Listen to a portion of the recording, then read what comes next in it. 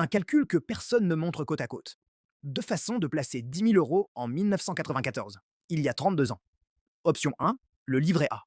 Au fil des taux, qui ont varié de 3% dans les années 90 à 1,5% aujourd'hui. 10 000 € sur livret A depuis 1994, capital constitué aujourd'hui, environ 15 500 euros.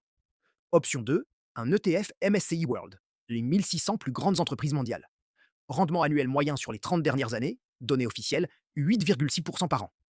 10 000 € placés en 1994 sur un ETF MSCI World, capital constitué aujourd'hui, plus de 110 000 euros. Le même point de départ, la même somme. 32 ans plus tard, 15 500 euros versus 110 000 euros.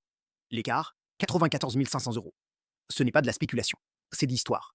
Ce n'est pas de la chance, c'est une classe d'actifs qui a produit ce rendement sur 30 ans, incluant les crises de 2000, 2008 et 2020.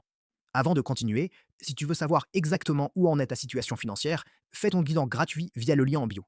Tu réponds à quelques questions et en 2 minutes, tu obtiens une analyse complète de ton budget et tes projections sur 20 ans.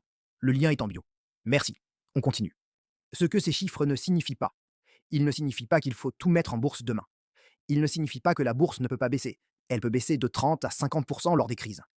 Il signifie qu'à long terme, sur 15, 20, 30 ans, la bourse a systématiquement surperformé tous les autres placements accessibles aux particuliers. Et que la vraie question n'est pas si la bourse vaut le risque, c'est si on peut se permettre de ne pas y être sur le long terme. Et si toi, tu veux voir ta vraie situation financière, t'as une estimation, tes vrais chiffres, le lien est en bio. Bilan gratuit, 2 minutes, et tu repars avec une analyse complète et une recommandation personnalisée. Fais-le maintenant, pendant que tu y penses. Like, enregistre pour plus tard, abonne-toi pour ne rien rater.